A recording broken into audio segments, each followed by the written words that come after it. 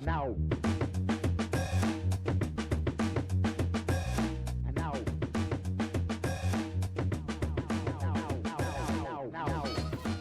De la Patagonie, on entend peu parler, sinon pour évoquer les expropriations dont cette région de l'extrême sud de l'Amérique est victime depuis une vingtaine d'années. Avec son ami photographe Daniel Mordzinski, l'écrivain chilien Luis Sepúlveda a sillonné les terres de ce territoire exceptionnel sur près de 15 ans.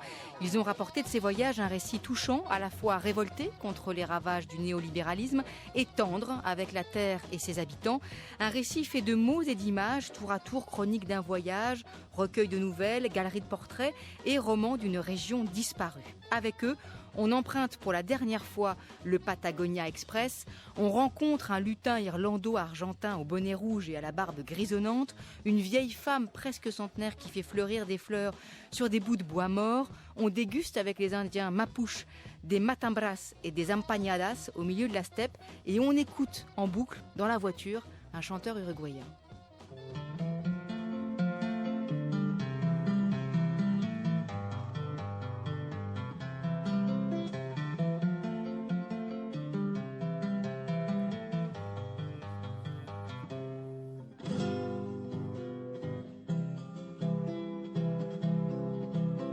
Viajeras, novias leves del azul, con rumbo al norte salpicando el cielo van. Y aquí mi río espejado moja su vuelo, como si fueran pañuelos que Neró lavando está. Y aquí mi río espejado moja su vuelo, como si fueran pañuelos que Neró lavando está. Bonjour Luis Sepúlveda. Buenos días. Et bienvenue à la Grande Table. Vous êtes né au Chili en 1949, vous vivez actuellement en Espagne. Vous êtes l'auteur entre autres du Vieux qui lisait des romans d'amour, d'Histoire d'une mouette et du chat qui lui a appris à voler, de La folie de Pinochet. Et viennent de paraître donc les dernières nouvelles du Sud. C'est votre dernier livre, accompagné donc des images de Daniel Mordzinski chez Métellier dans une traduction de Bertille Hausberg.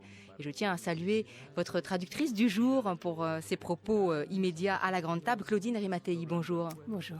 Luis Sepúlveda, c'est d'abord un beau souvenir de voyage, non ? On entend cette musique de Aníbal Sampaio. Je crois que c'est une musique que vous écoutiez très souvent lors de ces nombreux séjours. Vous y êtes allé 3 fois. Beau souvenir avant tout, fort souvenir, fortes images avant tout. Sí, naturalmente. Oui. Tout à fait, il y avait toute une relation entre cette musique et les souvenirs. Surtout pour un homme comme moi, qui est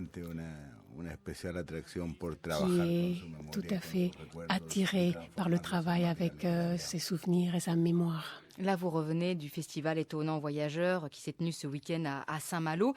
C'est précisément là que vous avez rencontré celui qui allait devenir votre socio, vous dites dans le livre, c'est-à-dire votre ami, votre coéquipier, votre camarade de voyage, Daniel Mordzinski. C'est lui qui a fait les photographies de ce livre, qui est donc aussi le témoignage d'une amitié de 20 ans. Daniel et moi, nous sommes amis depuis très très longtemps.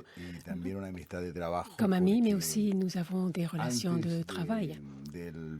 Parce que bien avant ce voyage en Patagonie, dont le résultat est le livre dont vous parlez, nous avons voyagé dans le monde entier en faisant des reportages pour différents journaux, des magazines, des interviews de voyage. Et nous avons un dénominateur commun. C'était vraiment le besoin de raconter une histoire sous une double optique, un angle double, celui de l'auteur et celui du photographe. Mais on ne voulait pas que ce soit un pléonasme, que l'opinion de l'auteur ne répète pas uniquement ce que disaient les photos et que les photos ne soient pas que la représentation graphique de ce que disait l'auteur. C'est vraiment comme ça que l'on a travaillé depuis plus de 20 ans. Et dans ce livre, qui est d'ailleurs très personnel, tant pour Daniel que pour moi,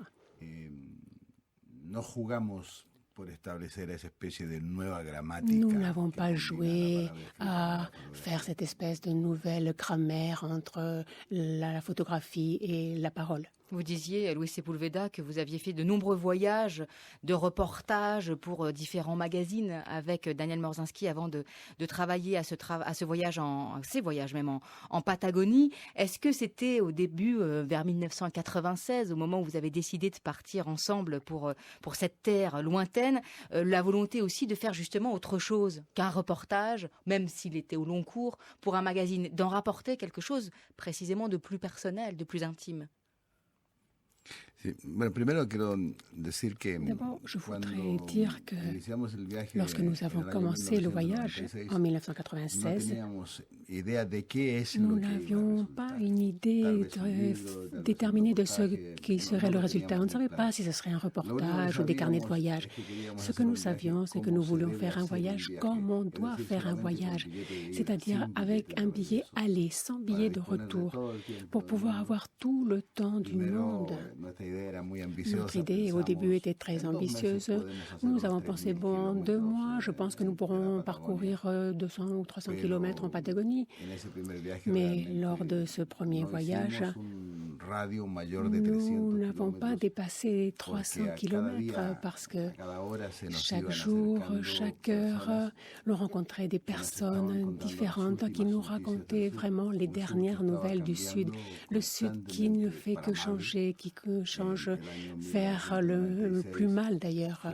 Depuis 1996, où ont commencé les grandes privatisations en Argentine et au Chili, des transports publics, etc. La mort du train comme service pour le public. Et comme je vous l'ai dit, nous avions tout le temps du monde, donc nous nous arrêtions à chaque endroit, le temps nécessaire vraiment pour pouvoir discuter avec les personnes, pour pouvoir partager avec eux, connaître leur vie, leur histoire. Et savourer cette merveilleuse hospitalité patagonienne. Puis nous avons fait un deuxième, un troisième voyage. Jusque vraiment j'ai trouvé la clé qui me permettrait de raconter ces histoires. Quel devait être le ton précis pour raconter ces histoires? C'était vraiment ce qui a été le plus difficile dans l'écriture de ce livre, c'était de trouver cette clé. Précisément, Luis Sepúlveda, sur, non pas forcément la clé que je ne vais pas vous demander de nous livrer, mais sur l'écriture et sur la méthode d'écriture que vous avez adoptée. Puisque vous dites qu'il y a eu plusieurs voyages, 1, 2, puis 3, étalés sur une quinzaine d'années. Est-ce que ça veut dire que vous preniez des notes comme un carnet de voyage, des notes de voyage au fur et à mesure de vos voyages? Est-ce que ça veut dire que vous enregistriez les rencontres que vous faisiez sur place, ou est-ce que vous avez travaillé avec votre mémoire comme si l'écriture était une forme de réminiscence après?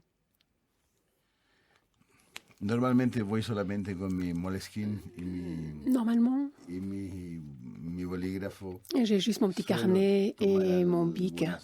Je prends quelques notes rapides, mais moi je fais grande confiance à ma mémoire et jusqu'ici cela a très bien marché d'ailleurs. Surtout, j'ai confiance dans cette capacité formidable qu'a la mémoire pour filtrer après les souvenirs. La mémoire est un mécanisme merveilleux qui nous sauve parce que la mémoire tend toujours à se souvenir les choses de bien meilleure façon que ce qu'on se souvient. Parce qu'autrement, on est imprégné de fiction et au moment de les raconter, on est un peu pollué par ça. Et dans ce cas, parce que moi, je suis très lié sentimentalement à la Patagonie. C'est la région que j'aime le plus dans le monde entier. Je fais partie de la Patagonie. Je fais partie de ce pays le plus au sud du monde. Et donc, ma mémoire est devenue comme un coffre-fort où j'ai conservé tous mes souvenirs très forts, mais très clairs pendant que j'écrivais ce livre. Quand on lit les dernières nouvelles du Sud, on pense à 2 livres, ou en tout cas à 2 auteurs qui sont peut-être des auteurs qui vous ont servi de modèle ou de référence. Le premier, et je ne sais pas s'il est allé en Patagonie, c'est Richard Kapuscinski, comme si vous écriviez à la façon de Richard Kapuscinski à travers cette série de portraits pittoresques, de récits de vie, de rencontres faites sur place.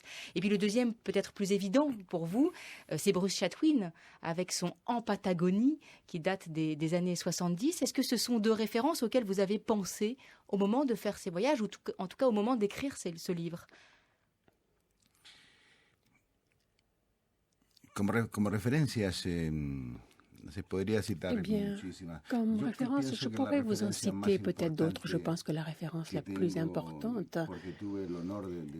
parce que j'ai eu l'honneur d'être l'ami de Kapuscinski, d'avoir énormément discuté avec lui. Et même, j'ai eu le grand honneur de faire son discours quand il a reçu le prix Asturias de la communication, qui est un prix extrêmement important en Espagne.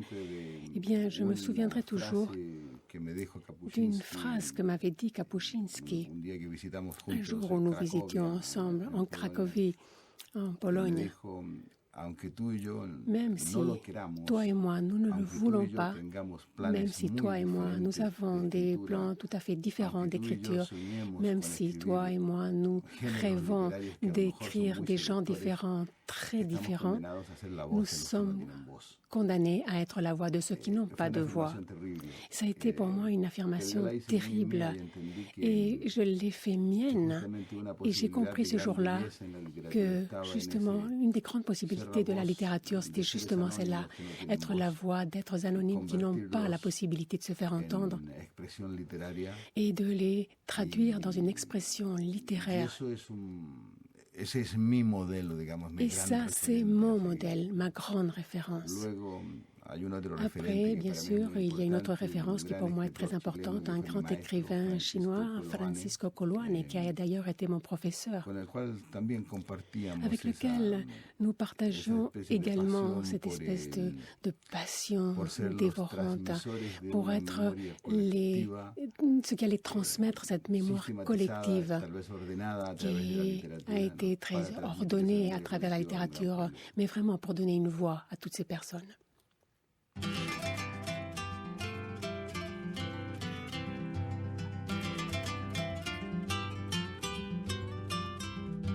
Quisiera decir que tengo alegría en lo que doy, pero con mi canto voy más triste de lo que vengo. Tengo un canto que me canta, tal vez para que me asombre. Cuando canto soy un hombre con un pueblo en la garganta. Quisiera decir que tengo alegría en lo que doy, pero con mi canto voy más triste de lo que vengo.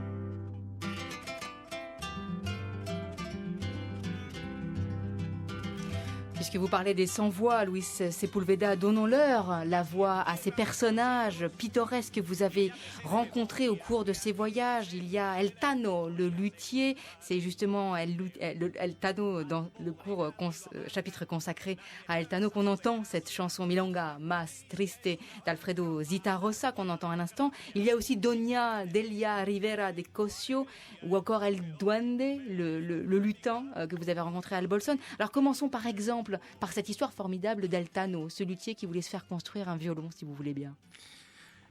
La verdad es que las cosas ocurren realmente como están narradas en el libro. La vérité, c'est que les choses se sont déroulées exactement comme elles sont racontées dans le livre. Un jour, avec ce ciel de Patagonie très gris, le ciel en Patagonie est particulièrement bas. Et j'étais justement avec Daniel Morzinski, mon coéquipier, dans un petit chemin absolument désert au milieu de rien, au milieu de la steppe de Patagonie. Et soudain, nous avons rencontré un homme qui marchait seul, mais qui marchait d'une façon étrange. Ou pour être plus clair, il marchait avec le naturel de quelqu'un qui marche, par exemple, je ne sais pas, au boulevard Saint-Michel, par exemple, en regardant les vitrines et comme en cherchant quelque chose. Mais il n'y avait rien d'autre que le vent, la poussière, les nuages et l'horizon, absolument rien d'autre. Donc nous nous sommes arrêtés et nous l'avons demandé s'il cherchait quelque chose et il nous a répondu de la façon la plus déconcertante qu'il cherchait un violon. Immédiatement, il nous a paru extrêmement sympathique. Et Daniel a insisté, il a dit, mais quand est-ce que tu as perdu ce violon? Et la réponse a été encore plus déconcertante et brillante, parce qu'il nous a dit, je ne peux pas l'avoir perdu parce que je ne l'ai pas encore trouvé. Donc nous avons décidé de rester avec lui, de l'accompagner, c'est un bout de chemin. Et nous sommes arrivés à un endroit où effectivement on voyait qu'il y avait tout un tas de bois historique qui étaient les restes de la construction du Patagonico Express, le train. Il a commencé à chercher, il a trouvé un bout de bois, un morceau de bois. Il a sauté de joie parce qu'il avait trouvé exactement le morceau de bois qu'il lui fallait pour construire son violon. Nous sommes allés chez lui et bien entendu, une fois de plus, nous avons vraiment pris tellement de plaisir à cette hospitalité patagone et il nous a raconté une vie extraordinaire. Il vivait seul, loin de tout, loin du monde. Il avait un contrat exclusif, d'exclusivité avec la Philharmonique de Berlin pour réparer des instruments et même pour construire, pour fabriquer des instruments de musique. Mais il vivait sa vie extrêmement intéressante avec un naturel merveilleux. Et ce n'était pas, comme on dit, un naufragé, ce n'était pas un fugitif, il n'était pas misanthrope, il n'essayait pas de se cacher, il avait juste besoin de la solitude et du silence de la Patagonie pour pouvoir écouter exactement le son des instruments qu'il fabriquait. J'ai appris de lui quelque chose de très important, l'énorme valeur du silence. À travers cette histoire, Luis Sepúlveda, celle de Eltano, le luthier, mais aussi à travers celle de cette vieille dame de 95 ans, Doña Delia Rivera de Cosio, que vous appelez la dame au miracle et qui fait vivre tout ce qu'elle touche au milieu d'un jardin absolument extraordinaire.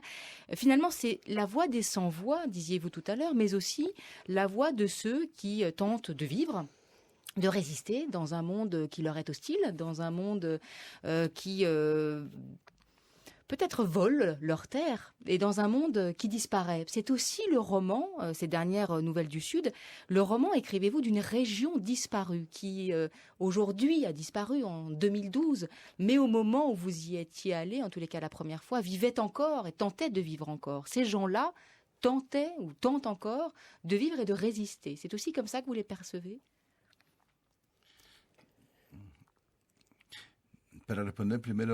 Pour répondre, je dois d'abord faire allusion à ce qui a disparu.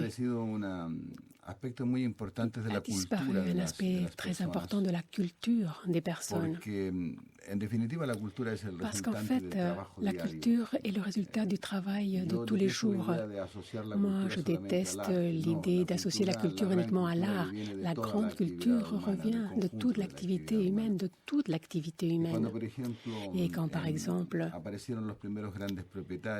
sont venus les grands propriétaires pour acheter des hectares et des hectares en Patagonie, c'était des millionnaires comme Benetton ou bien d'autres. Ils ont apporté avec eux un concept qui n'existait pas en Patagonie, c'est celle de la propriété privée, marquée par du fil de fer barbelé et qui a interrompu, bloqué la transhumance des personnes qui normalement se déplaçaient de la côte pacifique jusqu'à la côte atlantique pour travailler dans différents travaux selon les saisons. Et durant ces voyages, ces transhumances, il y avait énormément d'activités commerciales, mais aussi des grandes communications humaines.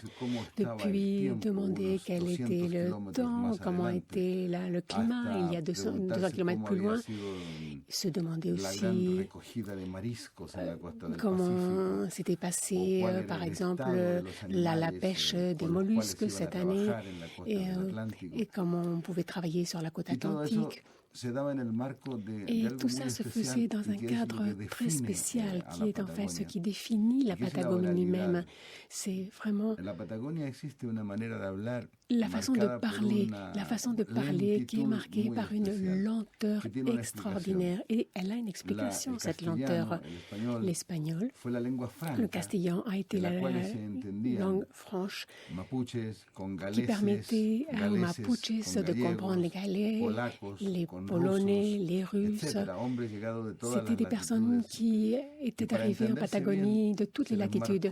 Et pour se comprendre, ils parlaient l'espagnol de façon très lente pour faciliter la communication. Et c'était aussi très précis, c'est-à-dire il n'y avait pas d'ambiguïté, on ne pouvait pas se tromper, il n'y avait pas de possibilité d'erreur. Et une des plus grandes pertes de ces disparitions, justement, ça a été ce contact humain, parce que la présence de ce fil barbelé bloque maintenant, empêche ces personnes et les animaux d'aller d'une région à l'autre. Puis avec les grandes politiques de privatisation, lorsque, par exemple, le chemin de fer mythique Patagonia Express n'est plus un service de transport public, mais il est devenu une attraction pour les touristes. Mais ce faisant, toute une région énorme comme celle de la Patagonie n'a plus de transport public. Et donc, on n'a plus cette forme de communication si riche, la communication que l'on trouvait dans toutes les personnes qui empruntaient ce chemin de fer pour aller chercher des vaccins pour leurs animaux, pour aller à l'hôpital, pour aller faire toutes les démarches bureaucratiques, pour aller acheter les journaux, par exemple, d'y arriver avec un mois de retard à ces régions si reculées du monde. Et le chemin de fer était en soi un grand centre de rencontre pour se raconter les dernières nouvelles. C'était un point culturel extraordinaire et sa perte a été violente. Mais en même temps, lorsque les personnes du Sud racontent ces disparitions, eh bien, ils sont capables de donner toute la valeur à ce qui a existé, mais aussi de donner une grande valeur à ce qu'ils vont être capables de construire. Parce que c'est aussi un esprit qui caractérise les gens de la Patagonie, de résilience, de résistance. Ils sont extrêmement rebelles.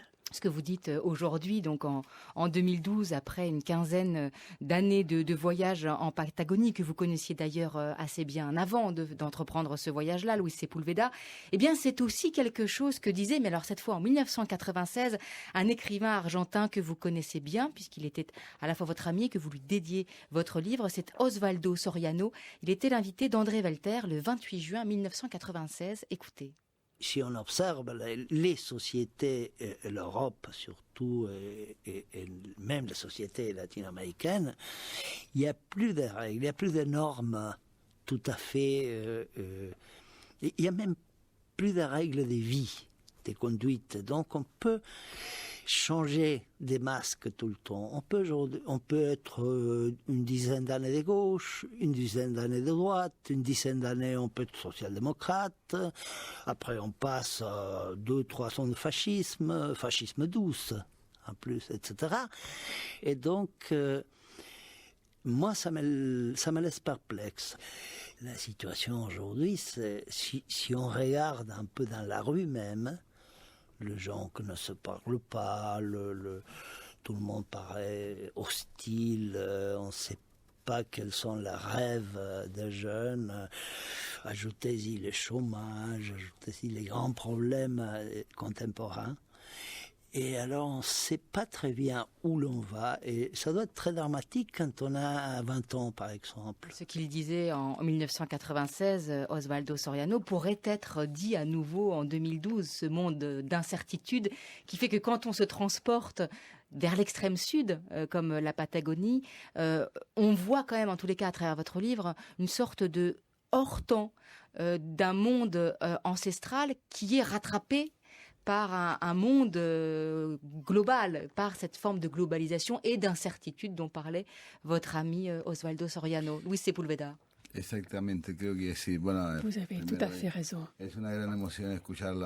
Pour moi, c'est une grande émotion d'entendre la voix de Soriano.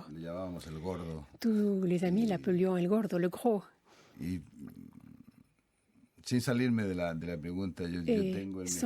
m'éloigner trop de votre question, j'ai sur mon bureau une seule photo, et c'est une photo d'Osvaldo Soriano, prise justement par David Munsinski, mon coéquipier, mon socio. Et tous les jours, chaque fois que je m'assois devant mon bureau pour travailler, la première chose que je fais, c'est de dire bonjour, Che Gordo à Soriano. Je lui raconte ce que je vais écrire, ce que je suis en train d'écrire. terrain et si ça se passe bien, là où j'ai des problèmes. Et je lui demande des conseils. C'est comme un saint laïque qui ne me quitte jamais. Parce que nous avons été vraiment très, très amis, vraiment de vrais camarades. Et nous avions une vision du monde et surtout du monde latino-américain très critique. Et bien entendu, cela nous a donné beaucoup de problèmes, tous les deux, essayant de trouver toujours une indépendance en ayant toujours à cœur d'avoir notre esprit très libre. Et bien entendu, c'est un écrivain qui nous manque énormément aujourd'hui. Osvaldo est mort prématurément parce qu'il avait encore beaucoup, beaucoup de choses à dire.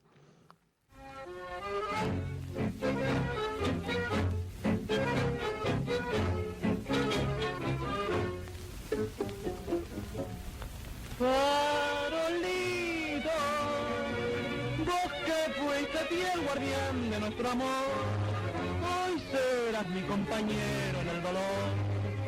Solo sepamos ya los dos. Farolito, nadie busca mi cariño ni tu luz. Apagado ya estás vos como este amor que lloro yo. Jamás podré el recuerdo borrar de la primera vez que aquí nos encontramos. Alors c'est un très très vieil enregistrement qu'on vous a mis là, c'est El Farolito de José Bor, Luis Sepúlveda. Vous parliez des mots tout à l'heure, des mots de ces gens, des Indiens Mapuche et de tous les gens que vous avez rencontrés lors de ces voyages en terre de Patagonie. Les mots sont évidemment très importants pour vous puisque vous êtes un écrivain, qu'on ressent les mots aussi du voyage dans les dernières nouvelles du Sud, de cette région avec les pulperillas, le maté, les gauchos, une façon de parler bien à eux que vous évoquiez tout à l'heure, et puis l'inventivité verbale de ces gens sur les mots qui sont les vôtres, Luis Sepúlveda. On constate deux types de mots quand on vous lit. Les mots que vous utilisez quand vous signez des tribunes, par exemple, l'une des dernières en date que le Courrier international a traduite à propos de la Patagonie. Citoyen président, sauvez la Patagonie, qui était une tribune adressée à votre président, le président du Chili, pour sauver la Patagonie des industriels qui veulent exproprier les gens de leurs terres ou qui veulent construire des barrages, par exemple. Et puis les mots qu'on retrouve dans ce livre comme ces récits, qui sont des mots empreints d'une grande tendresse. Et vous ne cessez de naviguer entre la colère qu'on ressent très profondément en vous, la révolte même, et la tendresse, extrême tendresse, qu'on ressent à travers les mots. Est-ce que cette alternance de sentiments chez vous n'est pas très difficile à restituer quand vous écrivez, Luis Sepúlveda? Justement, avec Osvaldo Soriano, nous pensions toujours que même si les arguments de certains romans étaient très durs, les sujets étaient très durs, non seulement nous avions l'obligation de maintenir la tendresse du monde, la tendresse que devrait avoir la vie. Et cette tendresse se retrouve tout particulièrement dans les régions très éloignées.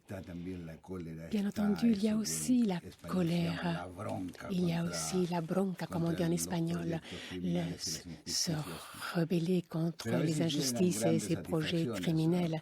Il y a aussi de grandes satisfactions. Je vous ai toujours parlé de l'esprit rebelle de la Patagonie. Et ce n'est pas par hasard que Salvador Allende, durant toute sa vie politique, a toujours été sénateur pour les 3 provinces de la Patagonie. Et ce n'est pas un hasard non plus qu'il y a très peu de jours, on a fait une interview en Patagonie sur la popularité de Piñera. Et sa popularité, son acceptation, c'est zéro pointé. Jamais un politicien n'avait eu une acceptation si basse. Zéro.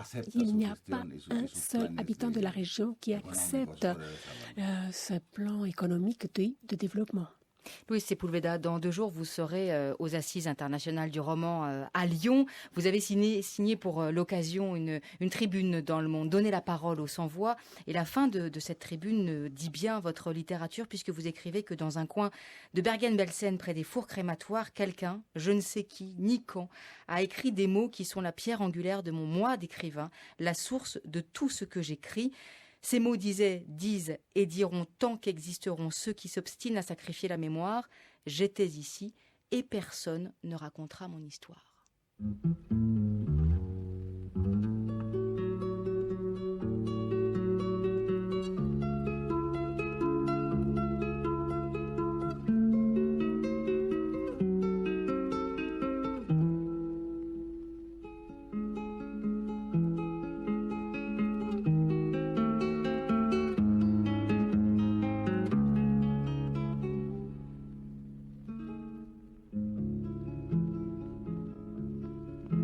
En mi pago hay un árbol que del olvido se llama, donde van a consolarse. Merci beaucoup Louis Sepúlveda. Dernière nouvelle du Sud, c'est ce recueil, très beau recueil que vous signez aux éditions Métellier dans une traduction de Bertil Hausberg. Pour ceux qui veulent vous voir à Lyon, vous serez donc vendredi 1er juin à 19h30 où vous assisterez à une table ronde Donner la parole aux autres. Merci à vous.